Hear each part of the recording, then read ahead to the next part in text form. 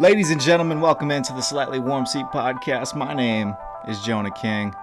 I'm here with a very special guest today. He is halfway across the world in some place known as the Republic of China. His name is Jonathan Boyd. He is a graduate of the University of South Florida, St. Petersburg. John, how you doing today? I'm good, Jonah. It's good to hear from you, buddy. I'm all right, man. I'm just hanging out. It's 11:45 p.m. right now, so Yeah, I getting just ready I just woke up. It's crazy. It's 10:45 here. What is it? 11:45 over there? Yeah, 11:45 p.m. So I got to get ready for bed soon. But I told you I was gonna I told you I was gonna do it, so I'm here, buddy. So I'm here. thank you for staying up past your bedtime, and we really appreciate it. My first question, not really a question, it's more of your suggestion from you is when I get back and editing this, what should be the my idea for like the opening song, because like I can just like throw any song I want in there. I was thinking maybe Right. you remember Thoughts? You remember that song you did called Thoughts? Yeah, I'm thinking maybe that, just the beginning of that, the yeah, that's cool. I'm open, um bro, dude. I'm open to whatever, man. Like if you think that's the best one, go for it, buddy. I'm I made it. That's because what's funny is that's like 2 years old now. dude, that's crazy how much time flies. That was that the first project you did? Yeah, that was like the very first well, that's a lie. Me and we I've always worked on music like secretly, which is really weird. I've always worked on it secretly, and we had a couple like tapes. I say we, I'm sorry. Me and a friend of mine, me and my friend Jordan Patrick, um, and my another close friend of mine, Aaron Sullivan. Shout out to them boys. Um, we were making music in high school, and it was cool. Like we had a song. The first song we ever did played at like a teacher student basketball game, and it was amazing. No, I swear it was amazing because like the reaction of it was like incredible. Like I really thought I was a rapper. Like I really thought that I was on. I was like, oh, I was like, fuck college. Can I cuss? Can I cuss? Oh, eh. Okay, We'll work it forget out. college. Sorry. Yeah, You're good. forget college. Like I'm not going anywhere. I'm gonna rap. And then and like it was big. Like I cannot lie to you. Like the thing is, Instagram wasn't even around, so like it was just Facebook, Back which is at a back in weird. the old days. Yeah, 2011, 2010. So like Instagram wasn't around. Twitter was like whack. Like nobody was on Twitter. So this was like purely like Facebook and like YouTube. Was And it got a MySpace still couple a thing then? Or was No, that no, no, past? Yeah, okay. yeah, It was a yeah. weird time. MySpace died. It's weird. Yeah, high school for me at least, like social media wise, it represent the birth of Facebook. I mean, yeah, the birth of Facebook and the death of MySpace, and that all happened in 2 weeks. Like all of it happened in 2 weeks. Like MySpace died, and then Facebook was born. Like in 2 weeks, incredible. That's how I knew. That's how I knew social media was here to stay forever. Like it was incredible, dog. But no, man, like it goes back to 2010, 2011. We dropped that song and like it got like 1,000 views, and we were like, "Oh, this is it." And then college happened. Like I got the USF St. Pete, um, and then I slowed down. But I've always been working on it, like halfway at least. But Um I can put that down. we'll get into some more music stuff a little bit later. Let's talk about what you're doing currently. First off, you're in China, and as speaking as someone that's never been outside of the country of the United States of America, who so I only know about what it's like being in the U.S. You only Right. you get a kind of a different perception of where everyone else looks like, stereotypes and whatnot. The first thing is, as you're in China right now, and as you're in a whole new continent, does the world feel bigger now, or do you feel like now that I'm halfway across the country, or excuse me, the world, you're like, well, is this it? Like, is the world a little bit smaller? Is it bigger? Like, is it a whole new world kind of thing? Mm, It's definitely not as cliche as like movies try to paint it as. You know what I'm saying? Like it's definitely not this. It's definitely not this feeling of, oh my god, the world is so huge, culture has changed. One thing that I learned at USF St. Pete, like you said, I graduated and I got a business degree there. Globalization is real. Like it's certain points. Like I just got back from Korea from vacation, and you couldn't tell me that wasn't like Tampa. You know, like there's English everywhere. There are parts of the world, especially like Asia, where it doesn't feel like you've left. And then there's moments where you feel like you are in the middle of the Mulan movie, like you know what I'm saying? Like, so like it definitely opens your world. You know, it will open your world. But the world isn't as big as you think. You know, which is a good thing and a bad thing. But I think because of technology and everything, it doesn't feel as small because I can call you hour Right. difference. I just have to make 13-hour difference to make sure the time is good. But you know, it does definitely open your world. To answer the question, it does open your world up a little bit, but not as dramatic or as drastic as the world around you may make it feel. But I'm definitely in China. You know, when I go to a taxi and I try to go to work, I'm speaking Chinese.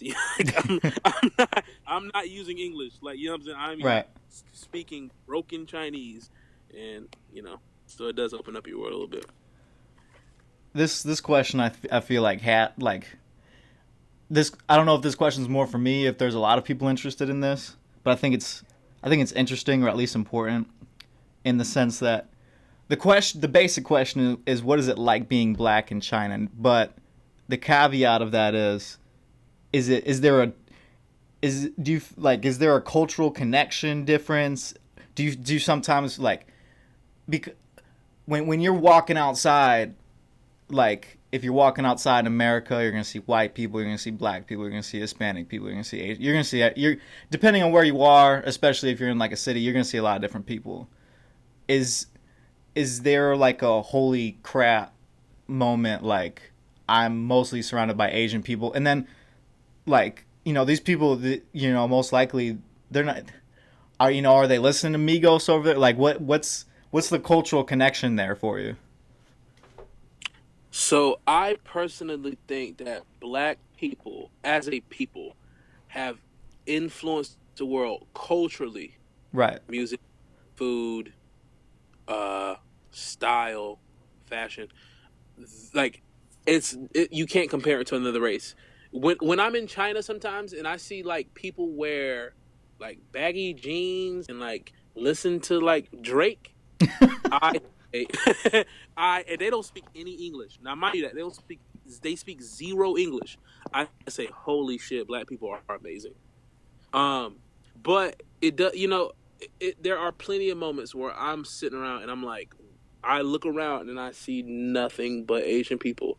But you always, I guess the thing that I had to adjust to really fast is I'm in their country, so Right. I have to get engulfed in their customs, in their way, in their culture. And their culture isn't always my culture. It's a billion people. So there are people that it does remind you of home. Fashion will take you home, but at the same time, they are in their culture, right? So for them, in their culture, they're kind of outcasts. That's not the norm, like listening to music from the United States or dressing in that certain way. They're the outcasts in their culture. So it's cool to see, but I am constantly reminded that I'm there in their country because somebody broke it down to me. It's like it's just I am the elephant in the room at all times. Right. You know what I'm saying? Like some of these people have, and that's just real shit. Like if you think about it, if you've never been to or if you never even experienced Western culture, the only culture you get is from TV shows. You know what I'm saying? Like that's the only time you see somebody black. So when I come in the room, when I step onto the metro, I get a million pictures taken of me. And at first I used to be offended by it, but I'm really just, you know what I'm saying? How could you not be offended by it? How could you not be offended? Like first, like when it first happened, my ego kicked in. I was like, oh, this is cool. But like after 3 months, you're like, okay, what the fuck is going on? But at the same time, you have to realize that you are the elephant in the room. Literally, you are the elephant. These people will never see another black person again. So you kind of just have to smile and like say in broken Chinese, "Thank you," or like, you know what I'm saying? Like, it's Right. weird. It's weird for people to understand, but it's the truth. Like, they can go. Many of people here, especially like the old people, they can go years and years and years and years and never see anybody foreign. And that's kind of the benefit. That's what makes me miss home so much, or like miss the diversity so much, because you see everybody at home. You see any kind of creed. You see any type of person at home. It's just the nature of our country. But the nature of this country is very secluded. And if you're here on work, or you're here to tour, and you're here for a week and you get out. You know what I'm saying? Like, Right. usually people don't stay here. And when they do, they have families and they contribute to the society. That's really what the Chinese culture is about, what I'm finding out. But, mind you, I've only been here since June. It's February. But, yeah, man, like they're really, not closed borders. I hate to use that term, because y'all got to jerk, not me. Yeah, I was gonna say we're working on getting you back. Yeah, y'all got a motherfucker that's building wall, about to build a 21 billion wall, but $21 billion wall. But they really believe in that. So I'm here for business, man. And if they want to take pictures, take as many pictures as you can, pimp, because I'm out in September, bro. Take it or leave it. Taking a step back for a moment, I think probably something like, oh, you're in China, you have to fly to get there, obviously. That's a long flight. How was that flight? The flight over. Wow. Whew. What was it, about 14 hours? No, it was 22 hours. Ooh-wee. Yeah, bro, 22 hours. That's the first time anybody has ever asked me how my flight was. Emotionally, the flight was like fucking dreadful. Like I was in there like, holy crap, I'm going to, like, I don't know what I'm doing. What am I doing is the only question that kind of popped in my head. Like, am I really going to China? I remember like multiple times. I'm gonna only tell this to you because you're on your podcast, whatever. You my friend. Preach. Give you the hot take. I'm on there like crying, like what in the fuck? Some people enjoy the adventure, but like me, I'm doing math. I'm like, well, I don't speak Chinese. I don't know the language. What the fuck? I don't know if I would like real Chinese food. Real Chinese food is different than fucking China Kitchen. Shout out to China Kitchen. Shout out to 4th China Street Kitchen. next to the Publix. The best place next to campus to eat. Yes, Probably where I'm going after this podcast. In honor. Hey, tell Susie I miss her, man. Susie, she worked the front desk. She always gave me extra crab ragoons, bro. Shout out to Susie. Shout out to China Kitchen. Make sure y'all catch the special from 12 to 3 p.m. The $5.95, baby. Let's do it. The best deal you can get. No, but man, on a serious note, man, the flight was nerve-wracking. And what's funny is my headphones broke. Oh no! Within, yeah, dude. Are we talking like full on broke, or one ear went out? Like, what was that situation? Dude, I'm talking about the gray, like the gray piece that when you put the headphone jack, the jack snapped in my phone. So literally, I had 12 hours of just thoughts, like no music, no nothing. Like, just thoughts in my head, dude. You didn't have any movies or books or anything, or? No books, no movies, no anything. If I wanted to plug it in my phone didn't work because I didn't have any sound. I didn't have any headphones. The jack, the gray part, broke inside of my. So when that happens in your phone, you can't hear anything from that phone, that device anymore. Oh, right. Wow. Ooh. Yeah, you can't hear anything because the phone thinks that there's a headphone jack in it. Right. So for 12 hours, so the first 12 hours I'm in there like chilling, and I guess the last 10 hours I'm in my own thoughts, like what is going on? I'm tossing and turning, I'm trying to sleep. Everybody know I got bad knees, so I'm uncomfortable as hell, and I'm like, what did I just do? Like, what? I'm leaving home, and that's probably the last time I thought about that, like to that extent, because other than that, I'm having a pretty good time. See, yeah, I was just putting myself in that situation, and I'd realize I'd probably cry, but the reason is because when I'm on a plane for like any like amount of time, I'm always like I feel like I have like super hearing, and I'll just be hearing like all like the plane mechanics, like, and like all the, you Mm. know, because to me planes are some like one of the craziest concepts that's humans have ever created, like something that can fly at like a gazillion miles an hour through the air and carry a whole bunch of people and whatnot is it still absolutely blows my mind. And I'm just waiting to be in the like, you know, waiting to be on that one plane, because I mean I know like I'm not irrational. I know that planes are less likely to crash than, you know, this or that, like a, I don't know if it's like a shark attack, or less likely than, you know, crazy stuff like that. But still, like, I think the fear is that if I'm on that plane that's going down, there's literally nothing I can do. Like I don't, I'm my hands are in the like in like the, I'm in like the hands of Tom Hanks at that point. Like Sully's gotta like take me to the promised land. Um, Hilarious, dude. You know that like you are more likely to get in a car crash than like a plane. well, yeah, car. You are totally over analyzing Well, this yeah, yeah. I mean, a car crash plane. is like, you know, like 50, you know, like 1,000 times more likely. I driving down I-4 now that I have a car. Driving down like driving to Tampa, I see crashes every day. It makes me Yeah, so two mad. I'm seventy like, five, bro. 275 at 5 o'clock. I'd rather fly a fucking plane. Fuck that, bro. I do not miss that. Oh, no way, buddy.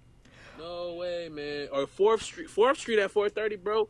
Fourth Street at 4:30, or even the USF St. Pete parking the garage, parking bro. garage Let is everybody get out there. It's rough. You on the 7th floor? You screwed, man. so you get off a pretty rough flight. But this makes this question a lot more interesting now that the context is behind it. So take me through landing that first day. Did you land during the day? Did you land during the night? Like, what happened as you're landing? Like, what's because I'm trying to like when I wrote this question, I'm trying to picture. All right, I just landed. What is like, you know, am I looking for someone? Am I kind of just taking it in? Like, what happened? So I get off the plane and I'm working. I'm waiting for people I work with. Right. Um, and you'll probably tee it up later, but I'm waiting for people that work at Disney. Um, and like I immediately go to my room because like I go to a hotel and we get in the plane and come to find out it's 3 people that I've flown with that are going to be working with me that have signed the same contract with me, and we all get in the car and we just start catching up and stuff like that. But we're all tired, so we go right to the room. And the first thing I did was call my girlfriend at the time. I call her and I just start venting like, what the fuck did I do? What did I do? What did I do? Blah blah blah blah blah. Right. Scared as shit. And then I go to bed. Like that's it. Like my first time on China is like I land, I get in a car for 30 minutes. I talk to these people that I've never met in my life about like where I'm from, the basic shit. I mean, Yeah, yeah, basic yeah. stuff, basic things. And then I call my girlfriend at the time, and then I freaking go to bed. Like when I'm nervous or I'm scared of something, I just shut down. I'm like, I need to get some real sleep. And then like the next day is really when my journey begins. You know what I'm saying? Like I don't even count that day for real. I just Gotcha, gotcha. remember, like I remember stepping off the plane and I remember getting my bag and just blocking out everything. Like this isn't real. This isn't real. This isn't real. And I just went to bed. Like not even excited, not even anything. Just go right to bed. So that gets us now. Now you're in. You know, first night's over, the flight's over. Tell me a little bit about what you're doing over there, what your position is, and kind of what your life is day to day a little bit. I'm working at the Walt Disney Company. It's a pretty popular company. Yeah, pretty much. Third biggest company in the world, whatever.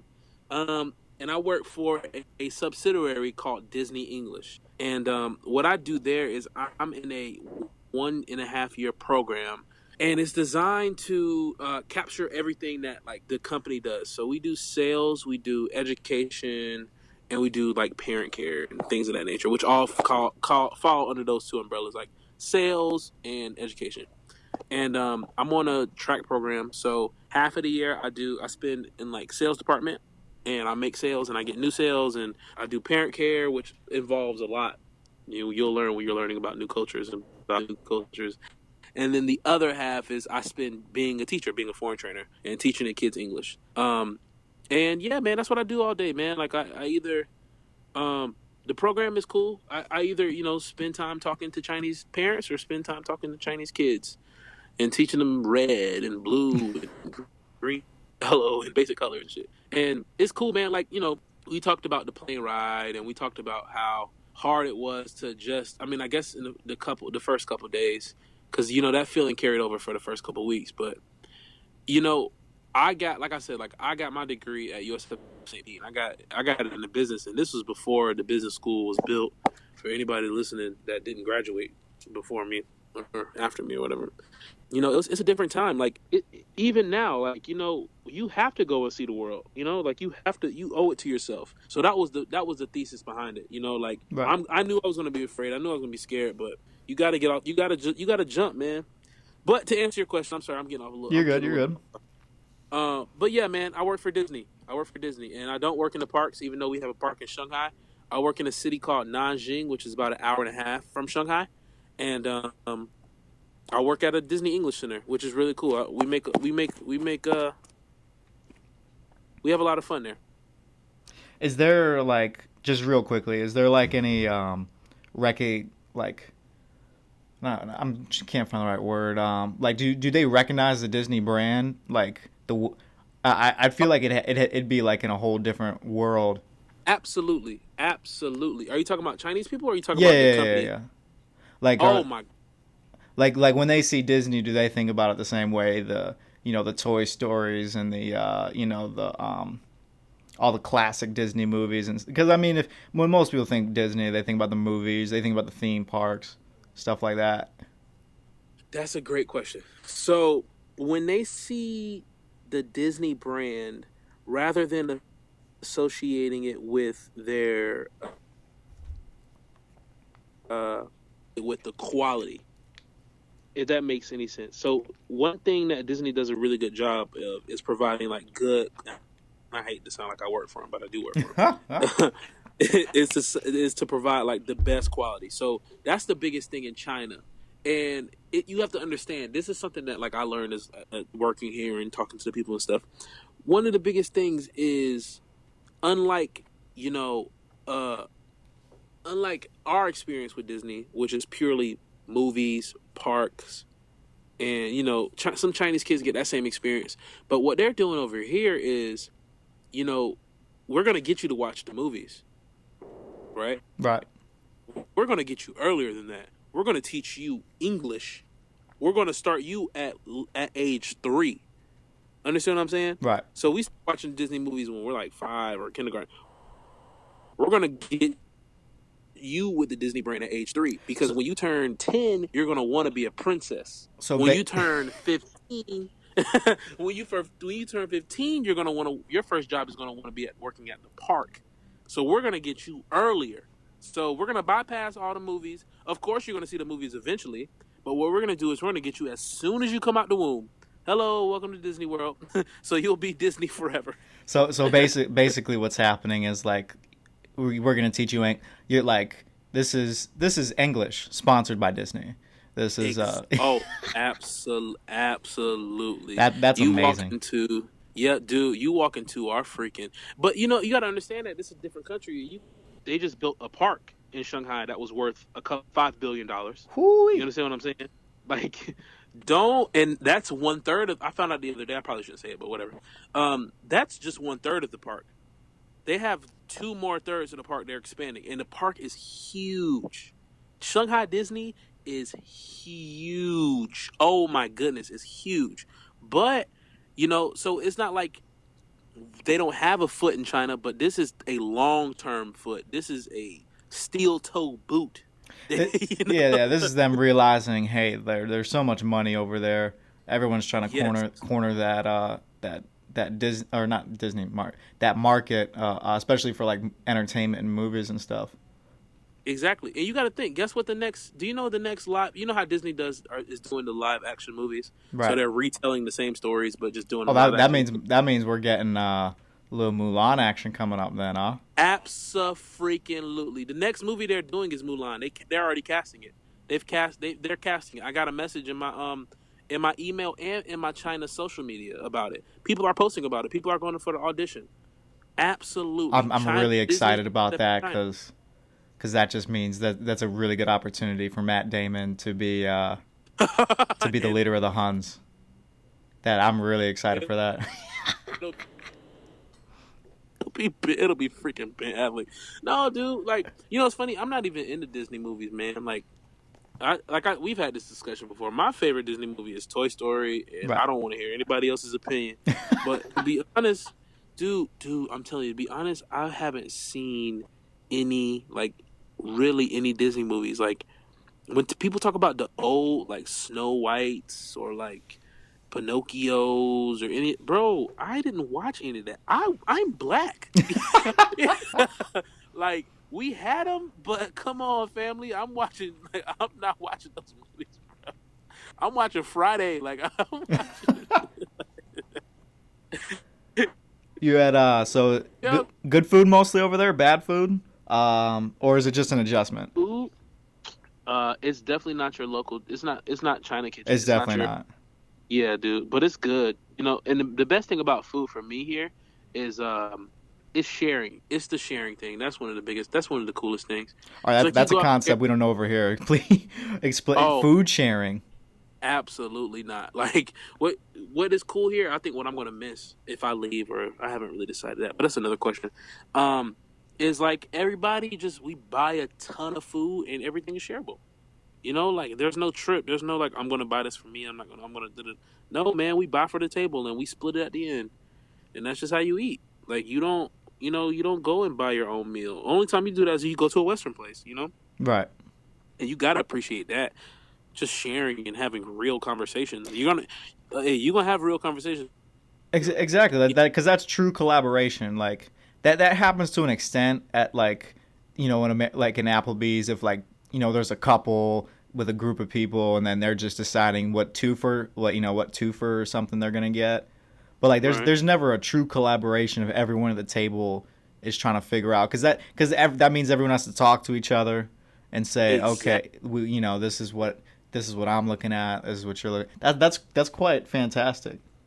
Oh, I'm telling you, dude, it's amazing. And so is like like I said, like you said, it forces you to have those conversations.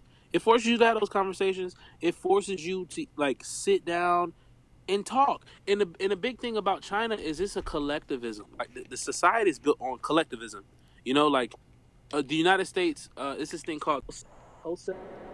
Excuse me, Dr. Merchant. I'm sorry for that. HOSEF, like how you judge culture and everything. And the United States is number one in individualism, meaning that people are like not, for lack of a better term, they're selfish and they go out and they get it by themselves and they get it on their own. But China is like number one or number two for collectivism, and that's just a society. People help each other. Like there are plenty of stories where like I see some China person even when I have trouble like at a store like trying to buy something or trying to communicate, it'll be seven other. This is true. This is a true story. This happens to me every time. There are seven other Chinese people that come to help this one person. And maybe it's for show. Maybe it's to see what they want. Like they're nosy, but they come and they're there and they're trying to help. Or I don't really know their attendance. I don't speak that much Chinese, but they're there. Right. So the is really really built on collectivism. Last major China question that I have to ask it. Go for it. Is there any feel, whether it be from you, people around you, or the Chinese people about Trump in the election? I say this wholeheartedly. People think America is a freaking joke right now. Like these people, that's from expats, that's from like travelers, that's from people from everywhere around the world. When I tell people I'm American, the first thing they like even Britain. Like I talked to this guy, one of my buddies really messed up with Brexit, but America just said hold my beer and then absolute a worse thing, like a terrible thing, like. We can't out America, pimp. Like y'all got Brexit. I see your Brexit. I raise you, Donald Trump. I'll raise you with Trump. In the world, like it's amazing. Like we are a laughingstock, and that's coming from somebody who like sits in these bars and have these conversations. We're a laughingstock, and it's a shame. But hey, I didn't vote. You know what I'm saying? I couldn't vote. What am I supposed to do? I got work, man. I couldn't vote. So can we talk a little bit about your artistry, your musical background? Sure. Yeah, man. Before we divvy off that, I guess I just want to say one more thing about China. Like, I think it's important for somebody who doesn't know what they want to do to study abroad. And that's coming from like just I guess because we're doing the podcast and it's for school. But I graduated 2015, Mm-hmm. and like I knew what I wanted to do. I just didn't have a plan, and I spent my senior year like thinking that I was going to get the opportunities, and I did, but I didn't get everything that I wanted. And I know a lot of people go through that. Um, but it is important to if you feel like you need more time or you feel like you need more plan and you don't think you're doing something that's productive, then I would say to go see the world and experience some new things because it'll give you some much needed self-reflection time, and that's what's the most important thing. Like that 22 hours trip from America to China really opened my eyes to more self-reflection and really realizing what I want to do and planning for that, because that's something that you feel like you don't get time in college, and that's something I told you because Right. I spent my entire collegiate career like trying to chase this kind of legacy, and it matters because it matters by the impact that you make on other people, not your personal legacy, not all the accolades. It matters what you leave behind for the people to pick up and finish. And I think I didn't realize that, or I wouldn't have realized that unless I left and looked back on it. But if you can balance everything, then go for it. Go for your dreams right now or whatever. Teachers talk about having a plan, and that's so important. And you need to block off some time for yourself. And I did it. And I'm glad I did it because I wouldn't have gotten China to realize it. And I wouldn't have seen the Terracotta Warriors, or I wouldn't have been in South Korea last week, or I wouldn't have been going to Japan in 2 weeks or 3 weeks or whatever. But no, music. I've always been an artist, but I don't know if I've always been confident about it. Um, I really started messing with music when I was mm, like 12, 11, 12, 13, like in that range. And my family is full of musicians. It's just they're full of musicians that never really panned out, and I think that got to me more than my talents. You know what I mean? Right. Like, but I've been working on music since I was like 12, 11, 13. And me and my best friend, or me and one of my best friends, Jordan Patrick, work on music, and he works on that daily. And I don't have to, I just don't have the time to work on it daily, but I dibble and dabble. So most recently, you dropped a it's such a weird word, drop. I need to find a new word for Yeah, when it's people release weird. I music. guess release. Yeah. I dropped is just kind of the thing people just say most often. Yeah, release just makes more sense to me. Um, how long ago was that you released? Before I'm Gone, it was a EP, 7 tracks. Dude, I released it. Yeah, we do have to find a better word. Release drop. I put out. I Right. dropped this. It's you just It's if like you the really most picture cliched it, you just you don't drop anything. You click a button and it's on the internet. But Yeah. this album You click a button and it's this on the album internet. appeared today. Um, Yeah. I don't know. I really like to say album. I don't even like. I don't know what to call it. I like to call it a timestamp. I released this project, this playlist, or whatever you want to call it. It came out August 3rd. No. September 2nd.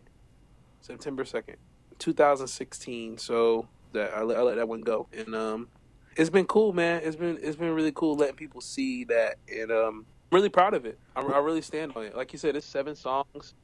6 songs of me, one song one of my Jordan Patrick, the guy I was talking about. He fully did by himself, and he put it on my project. But yeah, man, it's like a timepiece. It was something. If you haven't heard, it's called Before I'm Gone. It's a timepiece, and it like represents that moment, that plane ride, that anxiety, that overwhelmness, all of that, like in one kind of body of work. And some people like to draw, some people like to paint, some people like to sculpt. I like to make music, and you take it or leave it.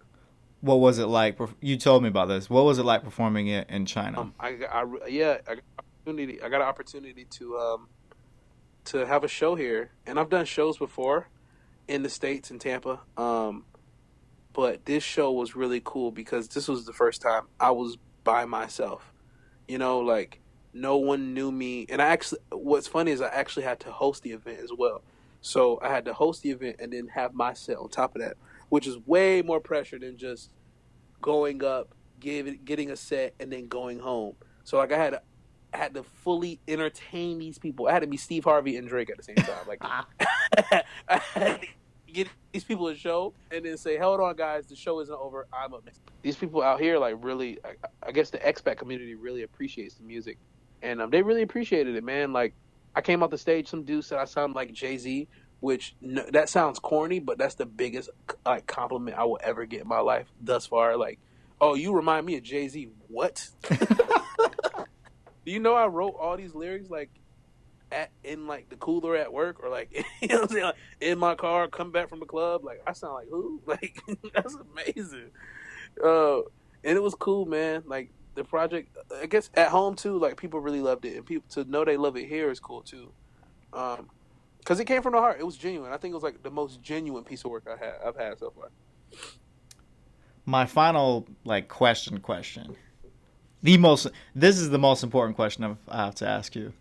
Are you a top 5 basketball player in China right now? You want me to answer this question truthfully? Yes. I am. I am the Charles Barkley. Dude, when I go out and play, I'm